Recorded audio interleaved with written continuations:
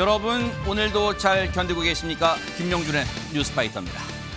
우리 어렸을 때 이런 노래 불렀잖아요. 두꺼봐 헌집 줄게 새집 다오. 네, 요새 여의도에선 이런 노래를 부른다는 주장이 있습니다.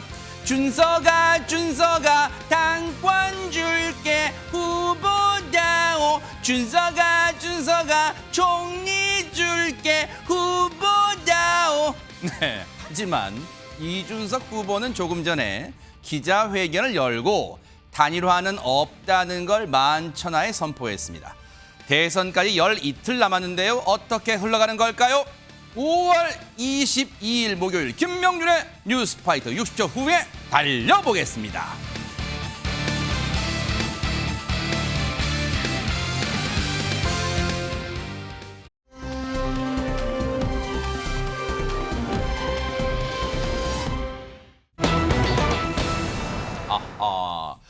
유도왕이면 유도왕이지. 안진영 기자님, 길거리 왜 꼭 길거리란 말을 붙였을까요? 실제로 길거리에서 나 유도왕이야 라고 외친 사람이 나타났기 때문인 거죠.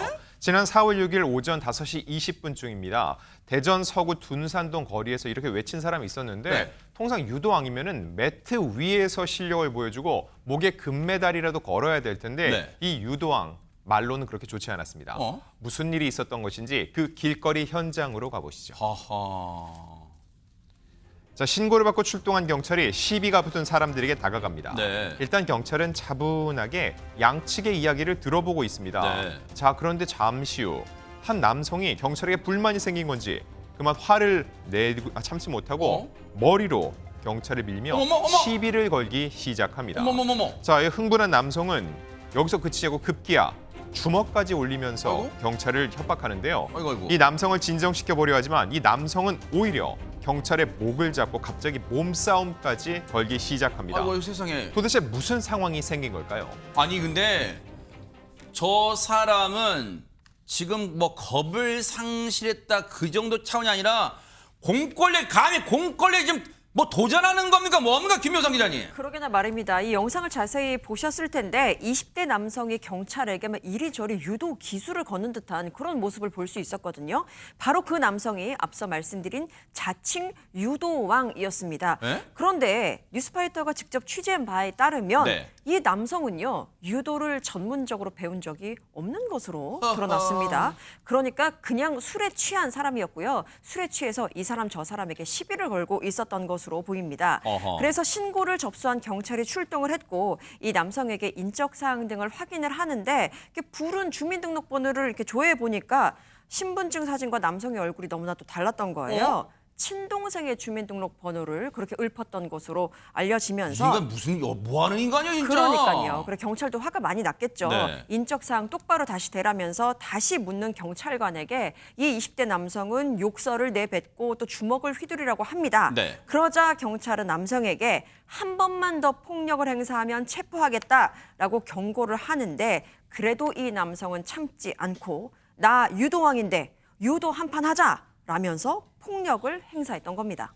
아니 그러지 않아도 밤에 특히 저녁 시간 밤 시간대 전국의 주취자들의 그 못된 행동에 그 사람들 지금 다 단속하느라 바쁜 경찰분들한테 이게 뭐 하는 짓이에요? 당시 현장에 출동하셨던 경찰분 얘기 좀 들어보시고 이어가 보도록 하겠습니다.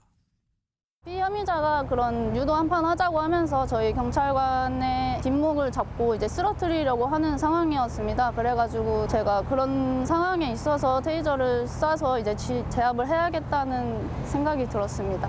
테이저를 사용했을 때는 이제 피혐의자가 앞으로 쓰러졌기 때문에 이제 반항을 할 수 있는 상황은 아니었습니다. 그래서 쓰러지고 난 이후에는 바로 수갑을 채워가지고 저희가 검거를 했습니다. 사실 저렇게 막무가내 그리고 보세요. 이 체구가 보통 일반성인 남성보다 더 크잖아요. 그러니까 아마 저 몹쓸 인간이 허준 변호사님 자기가 평소에 해왔던 버릇일 수 있어요. 유도 좀 했어. 그러면 보통 다른 사람들이 지레 겁먹고 하는 걸 즐겼는지 모르겠지만 그렇다고 경찰도 겁먹을 줄 알았을까요? 저 못된 인간이요? 경찰은 겁을 먹지 않죠. 저 방금 인터뷰한 경장님이 정말 적절한 상황에서 매뉴얼에 따라서 테이저건을 적절하게 사용했다라는 생각이 듭니다. 현장에서 싸움을 말리고 있던 다른 경찰분이었는데, 그러니까 지금 인터뷰한 분이었거든요. 그러니까 같이 출동을 했던 거죠. 지금 여기 보니까 신희애 경장 바로 옆에 계시네요. 그렇습니다. 그런데 20대 남성이 말을 듣지 않고 저렇게 동료 경찰관의 팔과 목덜미를 양손으로 잡고 발을 걸어서 넘어뜨리면서 굉장히 가까이에서 굉장히 위협적인 폭력을 행사하는 상황까지 갔던 거예요. 그때 이 신 경장이 정확하게 판단을 해서 지체하지 않고 조끼에서 테이저건을 꺼내 들어서 이 전기 충격을 준 겁니다. 그랬군요. 그렇습니다. 20대 남성의 오른쪽 뒤 허벅지에 테이저를 발사해서 난동을 제압했다고 하는데 네. 이 부위도 중요한 상체가 아니라 중요한 장기가 있는 상체가 아니라 하체를 공격을 하도록 되어 있는데 딱 정확하게 공격을 한 겁니다. 네. 그리고 이렇게 제압된 남성을 뒤이어 지원을 나온 다른 경찰관들과 함께 공무집행 방해 현행 범인으로 체포를 했다고 하는데요. 아까 앵커께서 평소에 했던 습관일 수도 있다 이렇게 말씀을 하셨는데 저도 정말 공감을 하는 게 그 술 취한 상황에서 자기 주민등록번호를 얘기 안 하고 남동생의 주민등록번호를 다 외워서 얘기했다는 거는 이런 식으로 난동을 부리다가 뭐 검문을 당하거나 신분 요구를 당한 적이 있었던 경험일 가능성이 굉장히 많거든요. 그렇기 때문에 이 사람 전과가 있을지도 모른다라는 저의 조심스러운 개인적인 생각이 들고 주민등록번호 이렇게 거짓으로 말하면 주민등록법 위반죄도 될 수 있거든요. 지금 술 취해서 허세 부리려고 하다가 이렇게 처벌까지 가게 된 겁니다. 특히 제일 문제가 되는 게 뭐냐면 이 경찰 관계자가 말씀하신 건데 공무집행 방해 사건으로 공권력이 낭비가 되면 이렇게 정작 긴급한 상황에서 공권력이 투입되지 못해서 피해자가 생기는 상황이 발생할 수 있다는 거예요. 그래서 경찰 측에서도 앞으로도 이런 상황에 대해서 엄정하게 대응하겠다라는 그런 입장을 밝혔습니다. 법이 허용하는 범위 내에서 따끔한 처벌을 받기를 바라고요. 이 몹쓸 인간요. 실제 유도의 유자도 배우지도 않았으면서 허세 부렸잖아요. 근데 이 자체가 전국의 유도를 배우셨던 분들, 전국의 무도인들을 정말 욕보인 거고요. 설령 이 인간이 유도를 좀 배웠다 하더라도 정말 나 유도왕이 했다면 그건 더 정말 전국의 무도인들 욕보인 거예요. 다시는 그런 허세 부리지 말기를 기대해 보도록 하겠습니다.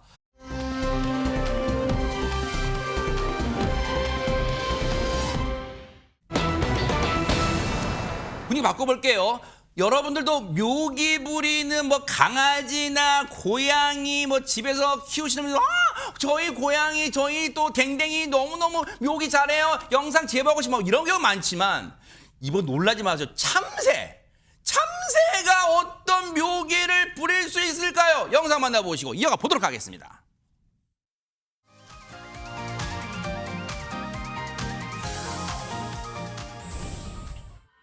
참이야, 오빠 일어나 하자. 오빠 일어나, 콕콕콕콕 하러 가자.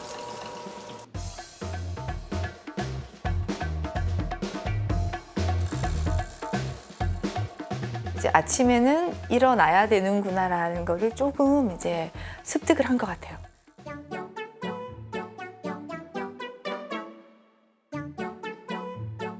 계속 옆에 가서 얼굴 위에 뛰어다니거나 막 머리카락 잡아당긴다던가 귀 위에서 찍찍거린다던가 그런 행동을 해요. 아침마다 전쟁이었는데 그러니까 참이가 도와주고부터는 아침에 일거리가 한 50%는 이제 급감한 것 같은 그런 느낌이 듭니다. 이거는 어쩌다 한번 100번 중에 한 번 얻어 걸린 영상 그리고 우연의 일치 뭐 그럴 수 있는데 혹시 그렇다 하더라도 100번 양보해서 김묘성 기자님 이게 진짜라 하더라도 뉴스파이터에 나올 정도면 이 정도 갖고 좀 약한 거 아니에요? 천재 참새 들으려면. 그럼요. 천재로 불린다면 아무리 참새라도 검증이 필요합니다. 그렇죠. 네, 하나 둘씩 한번 검증해 보도록 하겠습니다. 네. 천재 참새 참이는요. 지금 4남매 가족과 함께 살고 있는데 일단 보통 참새들은 사람을 피하기 마련이잖아요. 그렇죠. 근데 앞서 지금 나오고 있는 화면처럼 직접 가서 사람을 깨우기도 합니다. 부리로 가족들을 이렇게 살짝 쪼으면서 어머나. 잠에 들어있는 가족을 깨웁니다. 네. 그리고 심심할 때는요. 휴지 뭉치 하나로 공놀이를 하면서 에? 드리블을 하면서 논다는 거예요. 그 가능해요 이게? 네, 앞으로 축구 선수 시켜야겠습니다.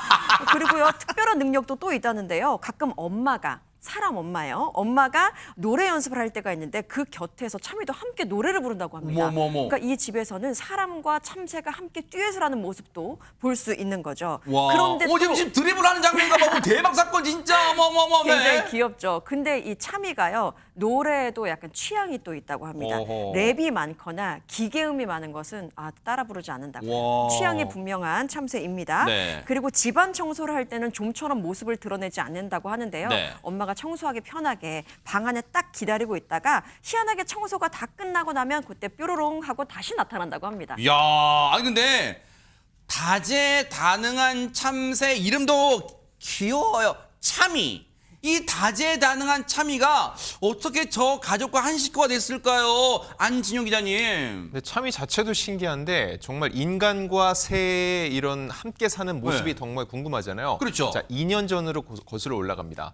이 셋째 아이가 놀이터에서 놀고 있는데 새가 떨어졌다고 갑자기 집에 온 거죠. 아이고. 그래서 가족들이 가봤더니 실제로 이제 깃털도 다 나지 않고 눈도 제대로 뜨지 못한 아기 참새들이 나무에서 떨어져 있었던 겁니다. 세상에. 근데 안타깝게도 바닥에 같이 떨어졌던 다른 새끼들은 이미 죽은 상태였고 어머나. 딱 한 마리만 살아 있었던 거죠. 이 한 마리의 새끼를 상자에 담아와서 셋째 아들이 얘기를 합니다. 엄마가 간호사잖아. 그러니까 제발 좀 살려줘라고 얘기를 했고 실제로 이 이게 간호사인 당시에 엄마 그렇습니다.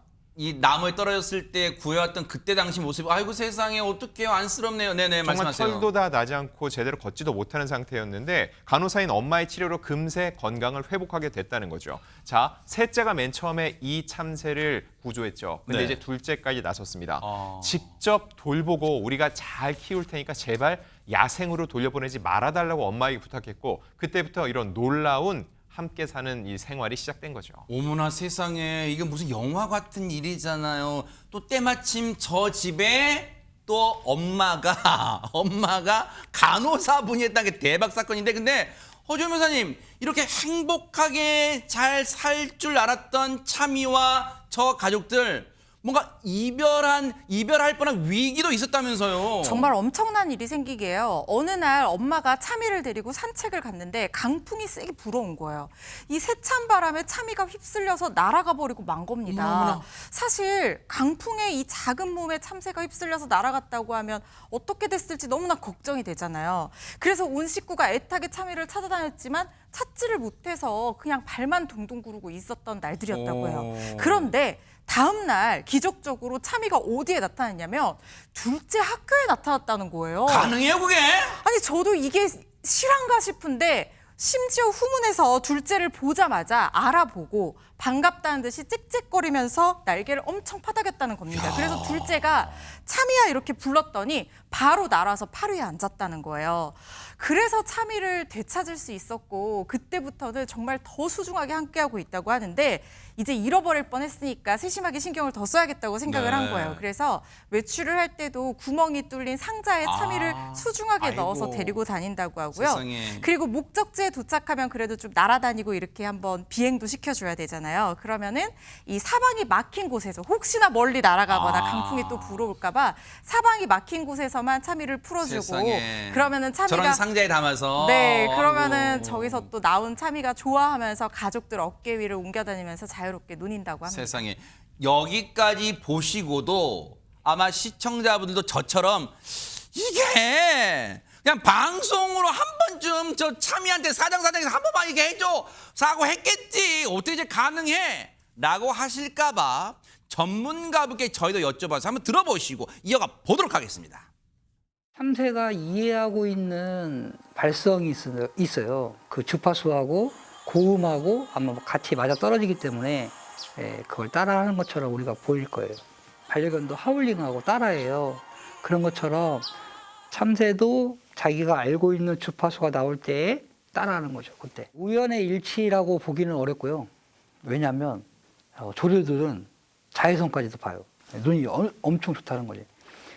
정확하게 리완이의 이미지, 색 그런 것들을 명확하게 알고 있기 때문에 그걸로 찾아간 게 아닐까 유추해 볼 수 있죠. 대박 사건. 우연이 아니라는 거잖아요. 근거 있는 천재성이라는 거잖아요. 지금 참이가. 근데 보세요. 김현희 평론가님. 뭔가 가족끼리도 이 참이의 등장에 일상생활에 변화가 많이 있을 것 같다 이런 생각도 들어요. 그렇죠. 뭐 개나 고양이 등 일반적인 반려동물도 그 집안에 새로 자리를 잡게 되면 가족 안에서도 뭐 좀 다른 분위기가 느껴질 거 아니에요. 네. 더군다나 참새잖아요. 그렇죠. 이 참새를 집안에서 함께 생활하도록 한다는 것은 네. 가족 내에서도 정말 색다른 특히 아이들에게 있어서 스스로의 성장을 불러냈다고 합니다. 왜냐하면은 처음에 아까 그 몸도 못 가누고 그때 보셨잖아요. 네. 이 조류의 특성상 배변 활동을 하루에 70 내지 80회를 한다 그래요. 그래요? 그러면 그 뒤처리를 해야 되는데 애들이 서로 미루지 않고 스스로 그 뒤처리도 잘해주고 청소도 열심히 와. 하고 정성스레 돌본다고 합니다. 네. 더군다나 그렇게 아기 때는 그 뭔가 모이를 한 번 줄 때마다 30분 정도씩 시간이 걸렸다 그래요. 세상에. 근데 그걸 아이들이 이렇게 하면서 지금 저렇게 주네요. 아이들이 네. 어머나. 그러니까 이 본인들이 아기였을 때 엄마가 어떤 정성으로 우리들을 키우셨을까라는 것을 스스로 깨닫는다는 거예요. 세상에. 이렇게 참새를 돌보면서 어머니의 정성을 다시 한번 느끼면서 참 스스로 마음이 커가는 것을 느낀다고 하네요. 그러니까 저게 대단한 거죠. 왜냐면 단순하거나 정말 가볍게 여길 사안이 아니라 보세요. 아이들이 참이가 밥 먹는 동안 30분이 걸려도 해준다는 건 나 지금 빨리 학교 가야 돼. 나 빨리 학원 가야 돼. 빨리 먹어. 안 먹을 거 말고. 이런 데 안다는 거잖아. 지금 계속 품 안에 안고 먹여준다는 건데 근데 최명규님 걱정되는 게 어쨌든 참이가 천재성을 보이지만 야생동물이잖아요. 인간들하고 같이 평생 동고동락할 수 있는 거예요? 네, 동고동락할 수 있다고 생각합니다. 어머나. 왜냐하면 새를 키우는 습관은 굉장히 오래전부터 인류가 갖고 있었는데요. 오. 집에서 키우던 새들은 보통 밖으로 잘 달아나지 않습니다. 그래요?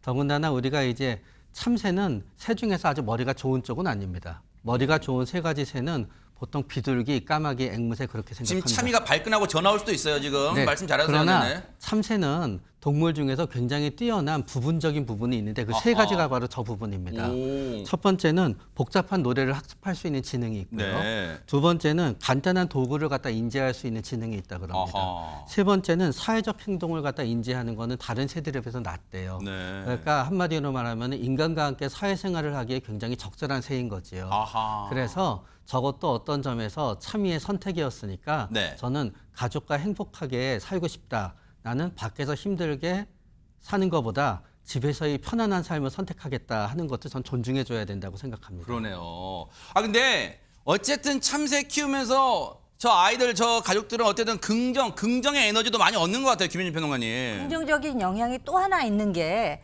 그 사남매, 요즘에 보기 드문 좀 다둥이 가족이잖아요. 네. 이 아이들 중에 모기에 물리면 유독 많이 붓는 아이가 한 명이 있대요. 어머. 근데 참새가 집에 있으니까 온갖 날파리며 모기 이런 것은 뭐 싹 정리가 되는 대박 거예요. 사건 진짜네요. 그러니까 뭐 실질적인 뭐 그런 것도 굉장히 도움이 되는 거고 와. 무엇보다 이 참이 아빠, 엄마 이 두 분이 공통적으로 말씀하시는 것이 정말 우리 가족이 이렇게 화목하게 되는 그 구심점 역할을 참이가 해주고 있다는 야. 거예요. 그래서 더 가족이 화목해지고 행복해진다는 것을 실제로 느끼고 야. 계시다고 합니다. 네. 언제 시간 나면 진짜 참이를 우리 뉴스파이터 스튜디오에 진짜 여기에 한번 모시고 싶다 이런 생각도 해보는데요. 어쨌든 앞으로도 행복한 생활 이어가기를 기대를 해보도록 하겠습니다.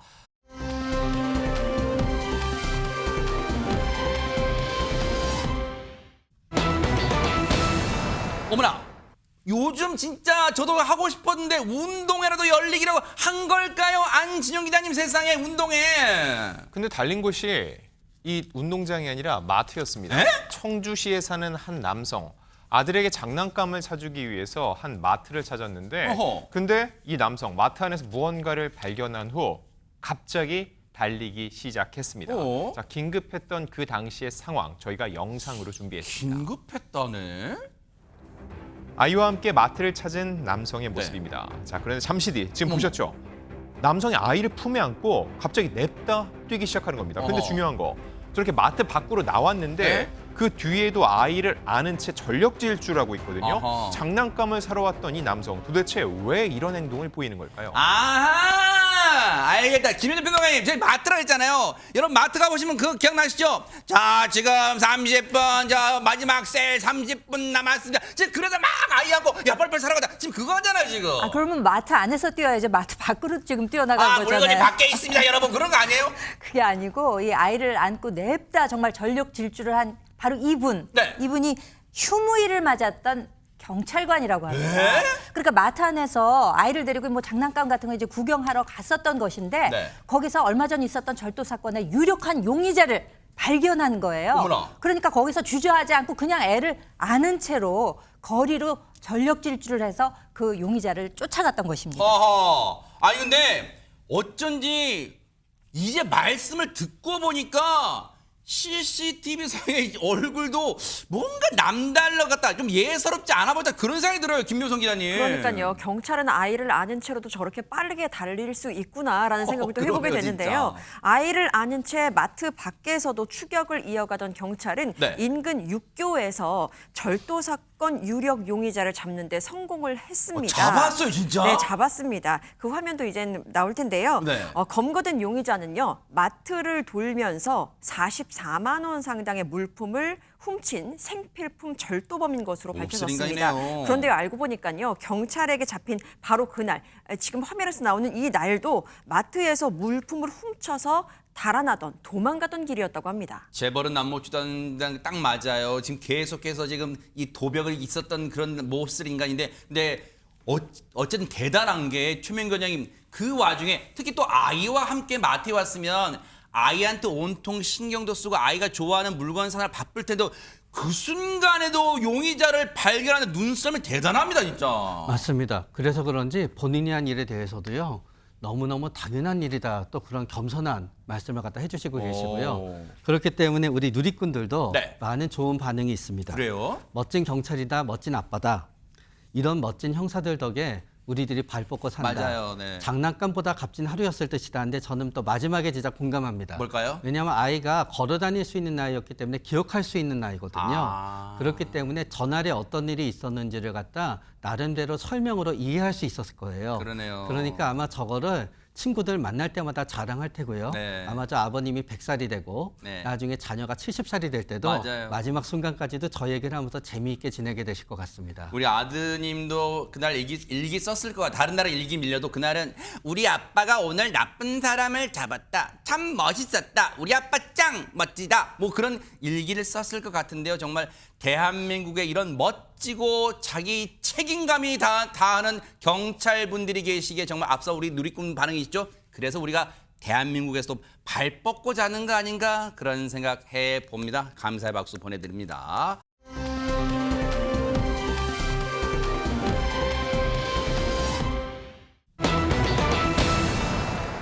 대선이 열 이틀 앞으로 다가왔죠. 그런데 요즘 이런 노래가 있답니다. 혹시 이 노래 들어보셨을 거예요. 두꺼봐 헌집 줄게 새집 다오. 이런 노래 많이 들어보셨는데 이게 요즘 개사가 돼서 허준 회사님 어떤 노래로 지금 개사가 됐다는 얘기죠? 한번 해보세요. 두꺼봐 헌집 줄게 당권 줄게 총리 줄게 이렇게 바꿨다는 거예요. 이러면 두꺼비가 아니라 다른 이름으로 들어간 거 아니에요? 제가 말씀해 드려도 될까요? 네. 준서가 준서가 당권 줄게 총리 줄게 후보 내놔라 요런 얘기가 지금 그래요? 설입니다. 네, 이게 설이에요. 근데 그 부분은 제가 조금 뒤에 설명을 드릴 네네. 거고요. 오늘 발표된 지지율 여론조사 결과부터 전해드리겠습니다. 이재명 민주당 대선 후보와 김문수 국민의힘 대선 후보 간 지지율 격차가요. 10%포인트 이내로 좁혀졌다. 이런 여론조사 결과가 나왔습니다. 이게 오늘 나온 여론조사예요? 그렇습니다. 오늘 22일 나온 리얼미터 여론조사인데요. 대선 후보 적합도를 조사를 해봤더니 이재명 후보 48.1%, 김문수 후보 38.6%, 이준석 개혁신당 후보 9.4%로 나타났습니다. 이번 조사에서 네. 이재명 후보와 김문수 후보 지지율 격차는 9.5%포인트 차로 좁혀졌습니다. 네. 지난주 같은 주사 대비 김문수 후보는 3%포인트 오른 반면에 네. 이재명 후보는 2.1%포인트 하락한 결과고요. 네. 이준석 후보는 0.7%포인트 상승한 결과입니다. 네, 요건 이제 리얼미터 조사잖아요, 그죠? 네. 그렇습니다. 또 엠브레인 리퍼블릭, 케이스트 리서치, 코리아 리서치, 한국 리서치가 지난 19일부터 21일 만 18세 이상 남녀 1,002명을 대상으로 진행한 MBS 전국 지표조사 결과도 나왔는데요. MBS는 4개 기관이 같이 조사하는 거군요, 네. 그렇습니다. 오늘 이 기관이 4개 기관이 조사한 결과 결과가 나온 건데 네. 대선 후보 지지도에서 더불어민주당 이재명 후보가 46%, 국민의힘 김문수 후보는 32%, 개혁신당 이준석 후보 10%를 기록했다는 겁니다. 네. 이재명 후보 지지율은 지난주 49%였는데 3%포인트 떨어진 상황이고요. 김 후보 지지율은 지난주 27%보다 5%포인트 오른 결과입니다. 네. 이준석 후보 지지율은 지난주 7%보다 3%포인트 상승한 결과인데요. 심지어 이재명 후보와 김문수 후보가 오차 범위 내에 접전을 벌였다라는 결과까지 오늘 나왔습니다. 여론조사 공정이 데일리한 의뢰로 지난 19일부터 20일 전국 만 18세 이상 남녀 1,000명에게 지지하는 후보를 물어서 나온 결과인데요. 네. 이재명 후보 45.1%, 김문수 후보 41.9%로 집계가 된 거예요. 네. 격차가 3.2%포인트로 오차 범위 내였습니다. 마지막 여론조사, 이 여론조사 공정이라는 데서 발표한 여론조사를 설명드리는 순간 우리 옆에 계신 김현주 평론가님 눈이 반짝반짝 했는데 일단 그 얘기는 저희가 잠시 뒤에 해보고요. 자, 그런데 앞서 얘기 잠깐 했는데 안진용 기자님 뭐 두꺼 봐 그 옛날 노래 있지만 요즘은 거기 앞에 준서가로 바꿔 부른다는데 그럼 뭘 준다는 거예요, 안진용 기자님?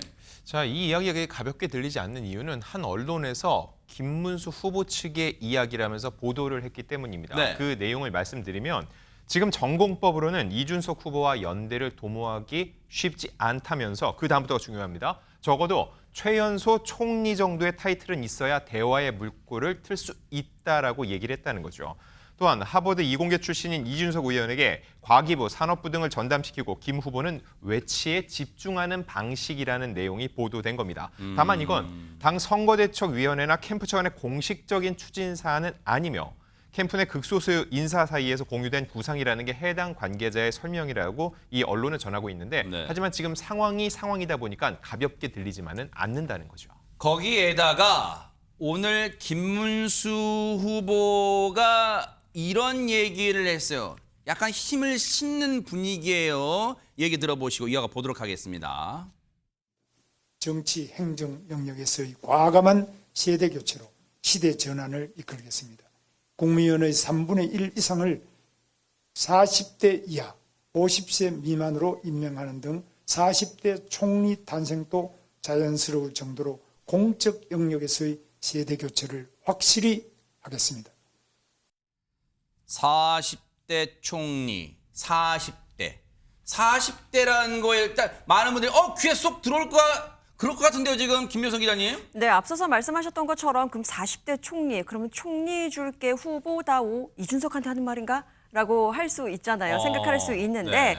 글쎄요. 지금 여기서 좀 짚어볼 부분은 네. 진정한 세대 교체라는 것은 사실 나이로만은 가늠할 수 없는 부분이다라는 생각이 드는데 국무위원 3분의 1 이상을 40대 이하로 하겠다라는 의미가 어떻게 긍정적으로 봐야 될지 한번 의문이 생기기도 합니다. 네. 그리고 지금 이준석 후보 같은 경우에는 대통령이 되겠다고 나온 사람한테 지금 총리 줄게 후보다오라고 한다면 이건 또 이준석 후보가 어떻게 생각할지라는 의문이 생기기도 하고요. 네. 정작 우리 김문수 후보 같은 경우에는 연세가 74세이기 때문에 너무 젊음만을 추구하는 것이 온당한가라는 생각도 가져봅니다. 네. 아무튼 앞선 제안이 총리 제안이었다면 이번에는 더 나아가서 당권이라는 키워드가 나오기도 합니다. 어제 개혁신당 이동훈 선거대책위원회 공보단장이 SNS에 폭로 아닌 폭로를 한 바 있습니다. 뭐라고요? 요즘 국민의힘 인사들이 이준석 후보 측에 단일화를 하자면서 전화를 많이 걸어온다. 대부분 친윤계 인사이다라고 콕 집었습니다. 네. 그러면서 이분들은 당권을 줄 테니 단일화를 하자. 들어와서 당을 먹어라. 라는 식의 말을 한다라고 합니다. 그리고 그 전제는 대통령 후보는 김문수로 가자는 것이라고까지 해석을 덧붙였는데요. 그리고 왜 이러는 걸까라는 분석까지 나옵니다. 이분들은 한동훈이 대선 이후에 국민의힘 당권을 줄까 봐 노심초사한다. 차라리 이준석이 당권을 가져가는 게 낫다고 보는 거다라는 해석까지 덧붙였습니다. 이동훈 TMI입니다만 기자 출신이에요. 기자 출신이고 지금 개혁신당 선대위 공보단장 맡고 있는데 김현주 평론가님이 보실 때는 저게 폭로라기보다는 저 개혁신당 딴에는 있는 사실을 그냥 밝혔다고 봐야겠지만 저게 신빙성이 있는 내용 같습니까? 어떻습니까? 네, 그렇습니다. 방금 전에 이준석 후보 본인이 국회 소통관에서 기자회견을 했습니다. 단일화에 대해서 본인의 아주 단호한 입장을 밝히기도 했고요.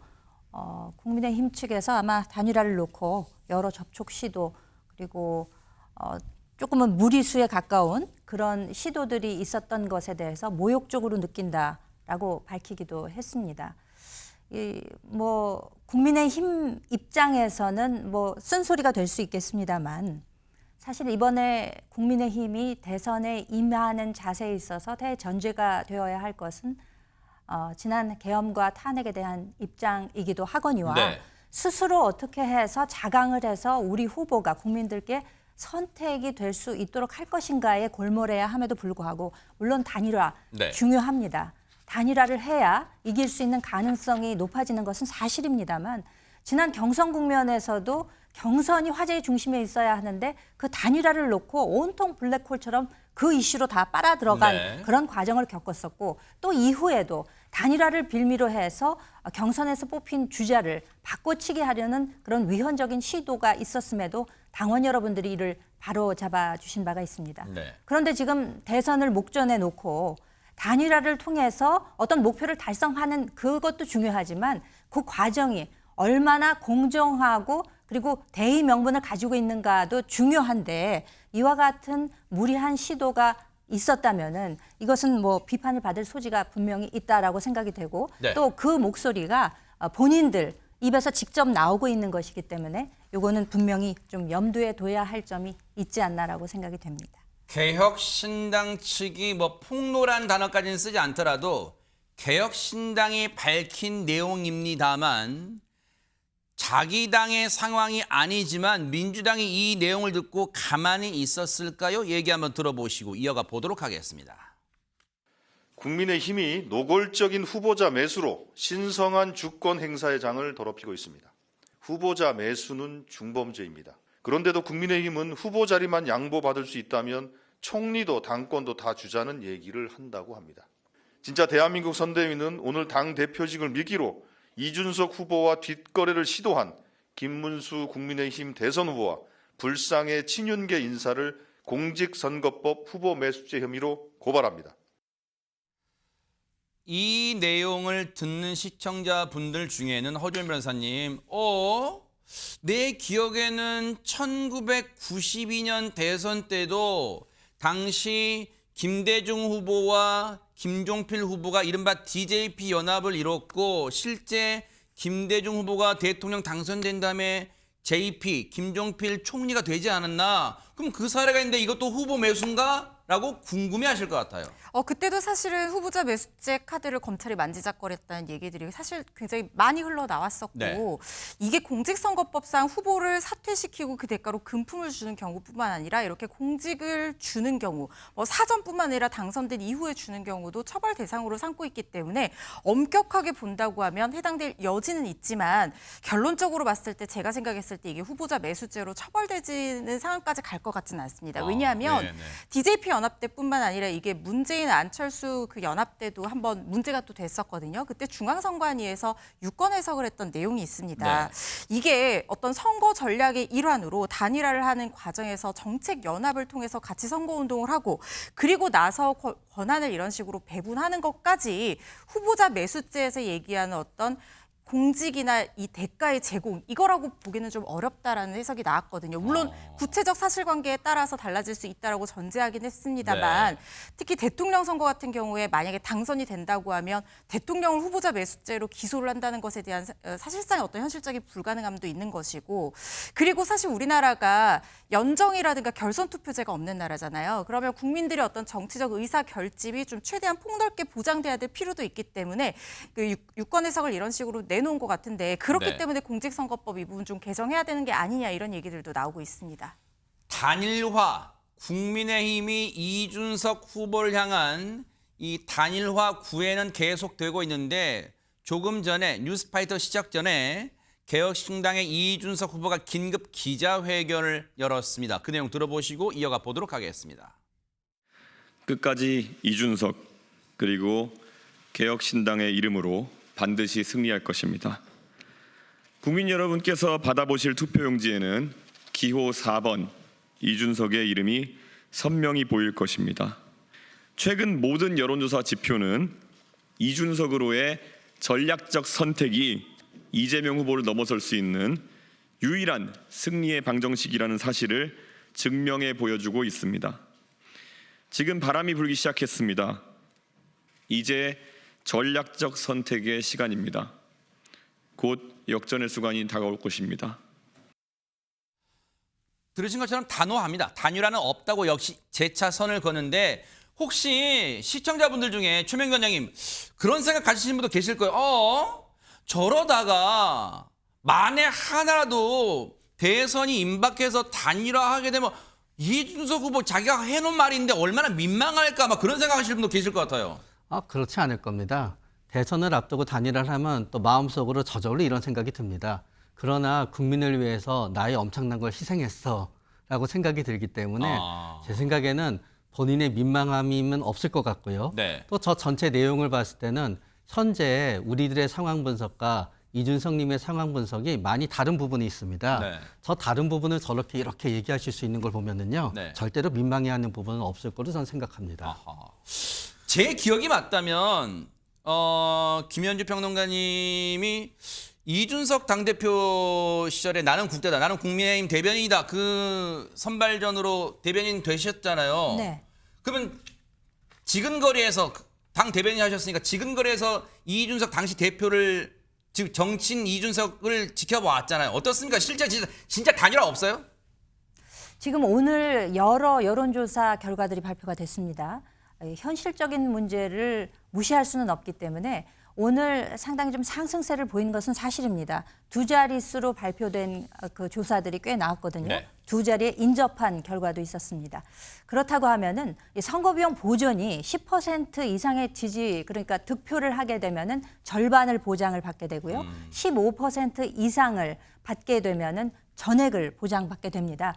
그러니까 이 선거 비용이라고 하는 것이 상당히 천문학적인 숫자가 들어가는 것이기 때문에 현실적으로 이것을 빌미로 해서 어떤 뭐 단일화 시도가 있는 것이 아니냐라는 예측들을 많이 하셨습니다만 지금 두 자릿수 이상의 지지도를 얻게 되었기 때문에 보다 본인은 더 단단하게 단호하게 이 단일화 시도는 없다라고 지금 이야기를 하고 있는 것 같고요. 국민의힘 측에서도 뭐 당대당 서로 정책으로 협의를 하고 서로 상의가 돼서 단일화가 이루어진다면은 선거 국면에서 상당히 유리하게 작용할 것은 사실이겠습니다만 마치 그 당권을 놓고 거래를 하는 듯한 그런 시도가 만약에 있었다면은 이거는 큰 문제가 아닐 수 없죠. 당권이라고 하는 것은 호주머니에서 내가 이 사람에게 주는 게 아닙니다. 당원 여러분들의 중지를 모아서 그렇게 민주적으로 결정되는 것이 당권인데 이것을 만약에 어떤 거래 수단으로 놓고 그런 야합 시도가 있었다고 하는 것은 만약에 그것이 사실이라면 큰 문제의 소지가 될 수 있다고 생각이 됩니다. 근데 허주연 변호사님, 시청자분들은 오늘로 대선이 12일, 열 이틀 남았는데 단일화한다고 그게 가능해? 아니 투표용지에 어떻게 되는 건데? 막 궁금해질 것 같아요. 그래서 단일화 골든타임이라는 말이 나오고 있고 이 두 사람을 지지하는 사람들은 그리고 단일화를 지지하는 사람들은 지금 마음이 상당히 급한 상황이에요. 왜냐하면 투표용지가 25일에 인쇄가 된단 말이죠. 그래요? 그러면은 인쇄가 되기 전에 단일화를 하면 후보 이름 옆에 붉은색 도장으로 사퇴 이렇게 표시를 할 수가 있어요. 그런데 만약에 인쇄를 다 해버리면 그리고 나서 단일화가 된다고 하면 누군가 한 명이 사퇴를 하더라도 그 사람이 사퇴를 했다는 걸 용지 자체는 표시를 할 수가 없고 투표 장소에 공지하는 방식으로 하게 되거든요. 그러면은 만약에 단일화했다는 것을 모르는 유권자들이나 누구로 단일화했는지 헷갈리는 유권자분들은 혹시나 사표를 찍게 될 가능성이 있습니다. 그래서 이런 것들을 방지하기 위해서 지금 투표용지 인쇄가 되는 25일이 단일화 골든타임이다. 이런 얘기가 나오고 있는 겁니다. 그렇군요. 지금 김문수 후보는 단일화도 단일화지만 어쨌든 지지율을 올려야 되잖아요. 그래서 국민의힘은 뭔가 원팀인 듯 원팀 아닌 원팀 같은 그런 상황이라는 거예요. 왜? 이 사람의 행동 때문일까요? 영상 보시고 이어가 보도록 하겠습니다. 아직도 저 구태 친윤들은 제 탓을 하고 싶어합니다.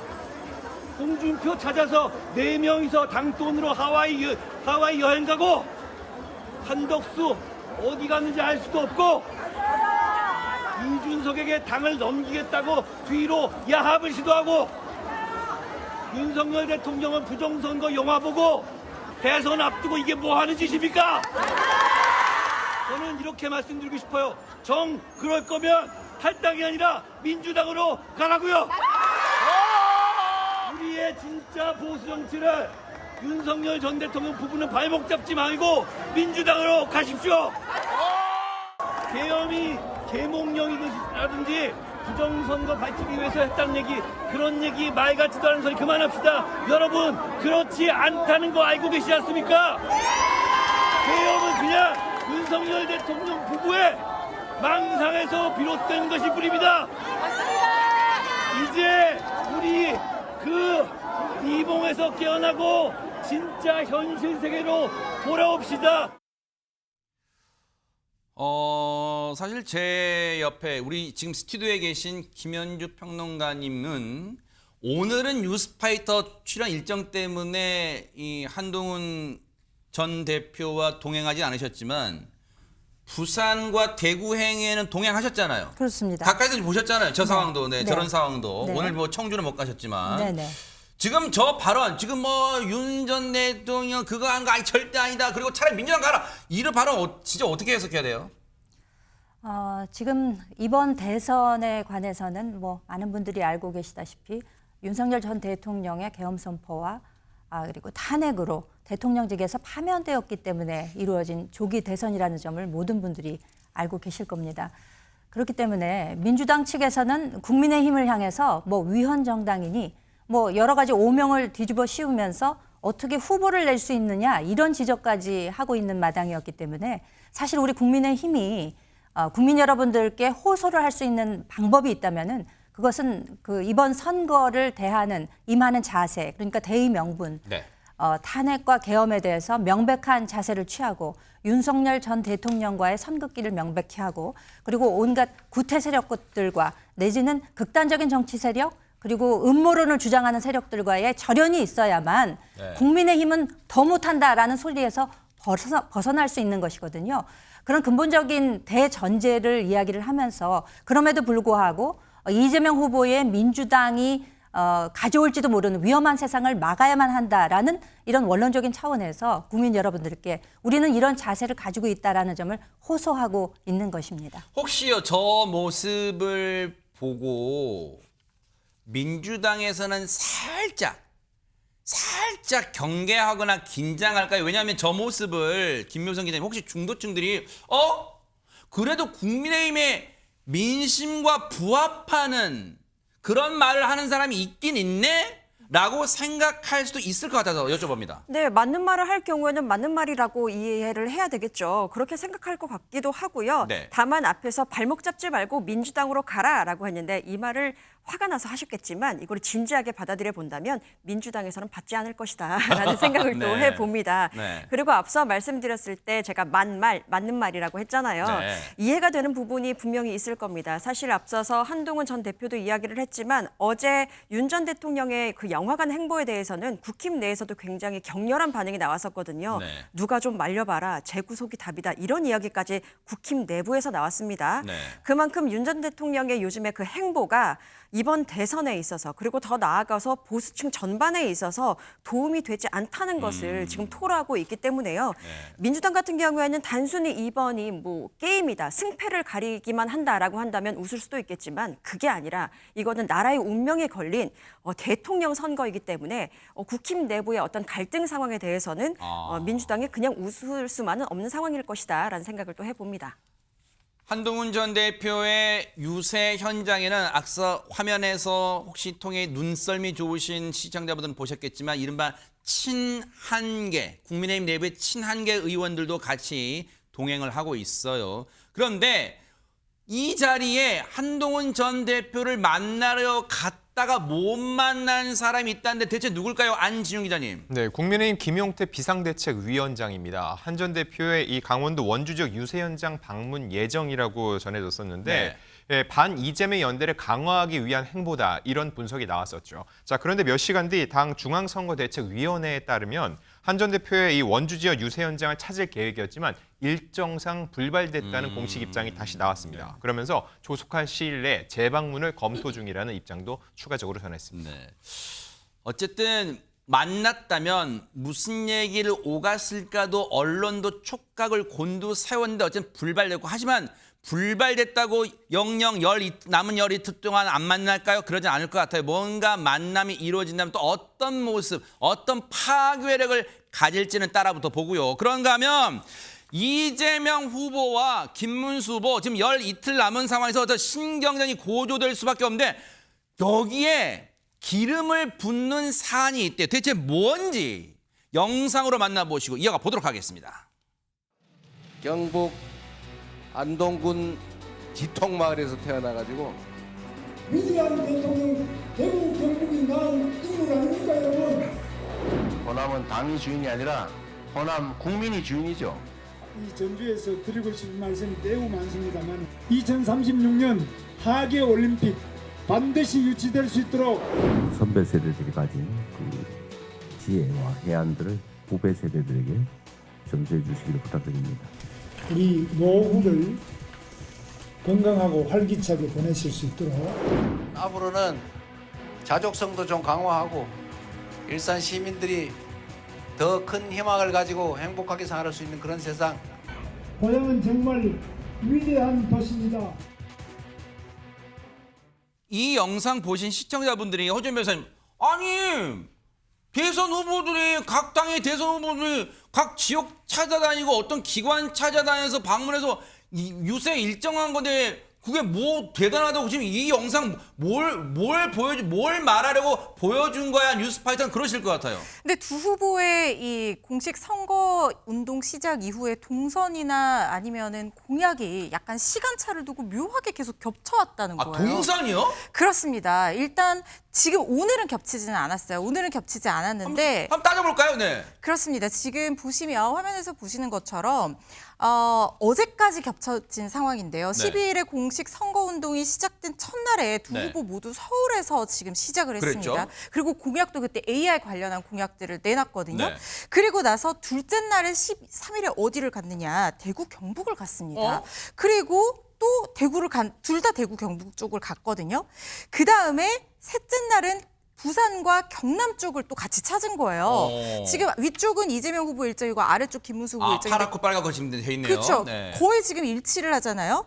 그리고 나서 17일에 다시 어디서 마주쳤냐면 그 5.18 기념식을 전후하는 시점이었는데 호남에 머무른 거예요. 광주에 같이 17일에 머무른 시점이 비슷했던 겁니다. 어머나. 그리고 19일에는 대한노인회를 둘 다 같이 찾았는데 어머나 많고 많은 기후 단체도 있을 텐데 대한노인을 같이 갔네요. 같은 날. 네. 그게 심지어 2시간 차이밖에 안 났다는 어머나. 거예요. 방문 일정이요. 네. 그리고 경기 고양시를 시간차를 두고 또 방문을 했는데 네. 20일에는 이재명 후보가 고양시를 찾았고 그리고 그 이튿날인 21일에는 김문수 후보가 고향에서 유세를 벌였다는 겁니다. 야, 대박 사건. 이렇게 저희가 이 그래프 표로 이 정리를 해드리니까 진짜 여러분들 진짜 많이 겹치네 그러실 거예요. 이게 우연의 일치일까요?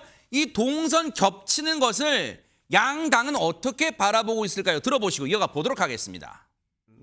김문수 후보의 일정을 보니까 우리 후보가 다녔던 동선 거의 비슷하게 다니시는 것 같더라고요. 네. 왜 이렇게 따라하시는지 모르겠습니다. 국민의힘의 유세 일정을 트집 잡는 걸 보면 급하긴 급한 모양입니다. 찔리는 것이 없다면 방탄 유리를 세울 일도 없고. 이것도 신경전이에요. 근데 여기에 최명 기자님 이걸 내부에서 오늘 상대당 저기 간다면 이게 할 일은 없잖아. 이게 우연의 일치에 뭐예요? 우연의 일치보다 논리적 결과입니다. 5.18 기념식은 둘 다 가야만 됩니다. 그러니까 그날의 일정은 제일 먼저 픽스가 됐습니다. 그리고 서울에서 시작하는 것도 픽스가 된 거예요. 네. 이제 고정이 됐죠. 네. 그런 다음에 요새 AI 얘기 빼면 뭐 하겠습니까? AI를 얘기를 해야지 시대에 뒤떨어지지 않는다는 걸 알게 되는데요. 그런 다음에 부산과 이제 대구가 남는 거예요. 네. 그런데 항상 아래에서 위로 올라가는 거는 논쟁거리가 돼요. 왜 여기를 먼저 갔냐는 얘기를 드려요. 위에서 아래로 내려가는 건 별 문제가 안 돼요. 그런 다음에 더군다나 이재명 후보 같은 경우에는 본인이 민주당 후보이긴 하지만 본인의 고향이 저쪽이라는 나름대로의 강점이 있어요. 네. 그러다가 보니까 그런 선택을 하게 된 거고요. 네. 그렇기 때문에 이 일정이 겹치기 때문에 호남 쪽에서도 이재명 후보한테 뭔가 딴 얘기를 갖다 이의가 제기될 수 없는 거예요. 네. 왜 우리한테 먼저 왔냐기가 없게 되는 거죠. 네. 경기도 일정은 두 분 다 경기도지사니까 경기도 일정을 시작해야지요. 그 역시 위에서 아래로 가느냐 아래에서 위로 가느냐가 있는데요. 위쪽에서 제일 큰 도시에 가는 게 합리적인 거예요. 아래쪽부터 가게 되면 양쪽에 소득의 격차라든가 있는 경우에는 그 역시 또 말이 나오게 돼요. 네. 대한노인회는 제 예상에는 이거예요. 대한노인회 측에서는 네. 굉장히 중립적으로 보여야 돼요. 어허. 그래서 같은 날 2시간 간격을 두고 불렀을 거예요. 네. 어쨌든 지금 이 상황이 뭔가 우연의 일치는 아니고 지금 최명견 장 얘기 들어보니까 이상하게 논리적으로 또 이해가 돼요. 근데 어쨌든 각 당 후보가 동선 짤 때 각 캠프가 선대위가 뭔가 전략적으로 짤 거 이게 우연의 일치고 오늘은 아침에 기분이 좋아. 그러니까 오늘 여기 가보자 이렇게 할 건 아니잖아요. 그렇죠. 그 대선 후보의 유세 동선이라고 하는 것은 상당히 전략적으로 짜여지기 마련입니다. 그건 네. 뭐 당의 그 당과 상관없이 누구라도 그 메시지 자체가 될 수 있는 거거든요. 네. 어떤 그 행로로 움직이느냐, 네. 유세가 어떤 방식으로 진행되느냐를 보여주는 것이기 때문에 네. 상당히 전략적으로 짜여지기 마련인데, 네. 근데 유독 이번에 12일 날 공식 선거 운동 기간이 시작된 연후에 네. 새 후보, 주요 새 후보가 전부 영남 지역을 찾았습니다. PK, TK를 네. 공략을 했는데 이 뜻은 지금 현재 보수 지지층에게 침투할 만한 여지가 우리 당에게 있다라고 공히 생각을 했기 때문일 거예요.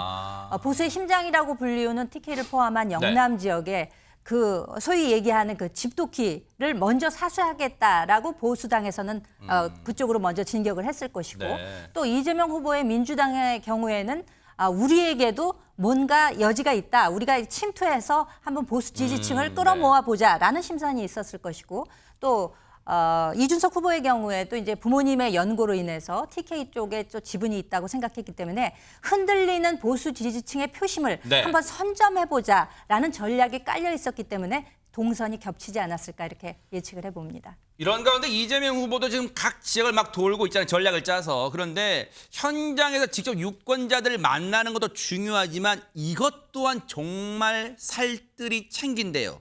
먼저 영상 만나보시고 이어가 보도록 하겠습니다. 이 정치인들은 국민과 직접 소통을 해야 돼요. 그걸 안 하면 언론에 의해서 네. 왜곡이 돼요. 제가 이 SNS를 통한 국민과의 직접 소통이 없으면 살아남았겠어요? 저 언론들, 저 왜곡, 가짜 정보에 저 옛날에 다 사라졌을 거예요. 가루가 됐을 거예요. 그래서 살아있는 이유는 그 아무리 해도 잘 안 먹히는 게 이게 제가 직접 소통을 하기 때문에 네. 살아남는 제가 이 목숨줄이에요. 유튜브.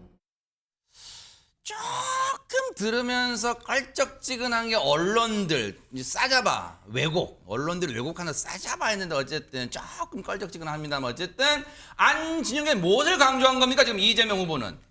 예, 지금 소통을 계속 얘기를 하고 있거든요. 근데 소통을 하는 과정에서 지금 보면은 약간 소음처럼 들리죠? 네. 저게 지금 공보버스 아닙니다. 라이브 방송을 하고 있다는 거죠. 이동 중에? 그렇습니다. 실제로 공보버스 안에 달리는 스튜디오를 만들어서 네. 이렇게 이동하는 시간을 쪼개서도 지지자들과 라이브 소통을 하고 있는 건데 네. 지난 총선 때까지만 해도 그때로 라이브 방송을 했지만은 어떤 연출보다는 즉흥적으로 방송이 이루어졌는데 네. 이번 대선은 다르다는 겁니다. 공식 선거 운동 개시 전에 직접 이렇게 달리는 스튜디오를 만들라고 지시를 했고 네. 온라인 유세의 중요성을 강조해서 결과적으로 수시로 라이브로 대중들과 소통을 하겠다는 의지를 밝힌 것으로 해석이 됩니다. 네. 이런 가운데 이재명 후보와 이별을 준비하고 있다고 말한 사람이 있어서 한때 아까 저도 기사 봤는데 오, 이 뭐지? 한번 다 클릭하게 됐어요. 그 이별이 이별이겠습니까? 많은 정청래 의원이 SNS에 올린 글을 두고 얘기를 하는 건데요. 네. 정청래 의원 지역구 마포 을이잖아요.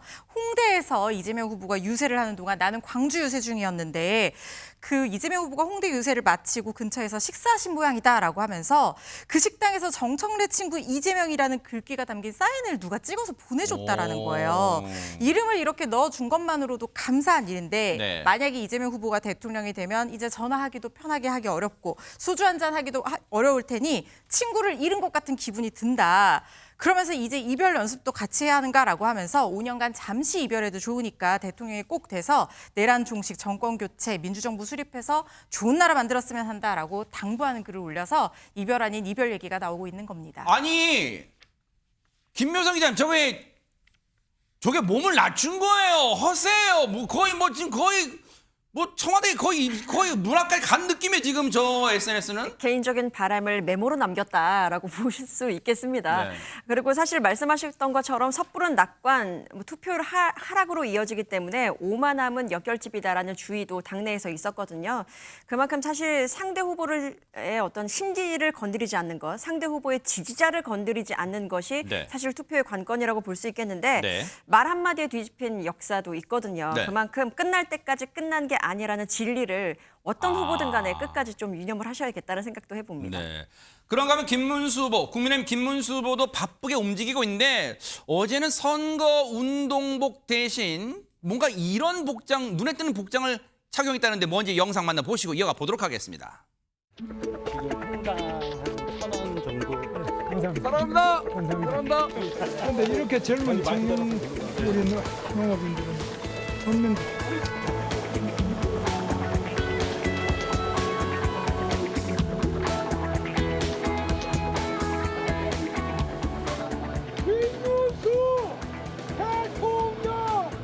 이 향기가 엄청나게 좋습니다.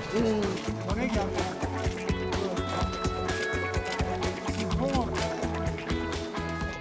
도시락이 좋네. 옛날에는 나는 모내기 하면은 그 막걸리 바다 오라고 막걸리 받는 데가 저 우리 동네 없어가 저 밑에 동네 가서 막걸리 한 주전자 해가 오다 보면 배가 고파가지고 막걸리도 한 잔 잠깐 좀 먹기도 하고.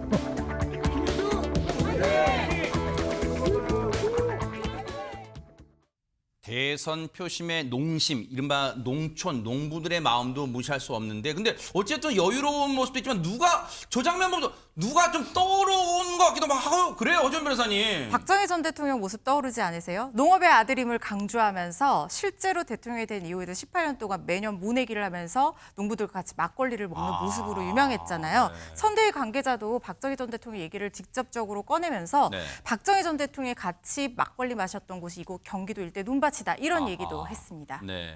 어쨌든 저런 어떤 향수를 자극하는 것도 선거에 도움이 되기 때문에 전략을 짰겠죠. 중요한 건 현재 유권자들의 마음, 정말 그 표심을 과연 어떤 식으로 앞으로 열 이틀 동안 사로잡을지 뉴스파이터도 여러분과 함께 따라붙어 보도록 하겠습니다.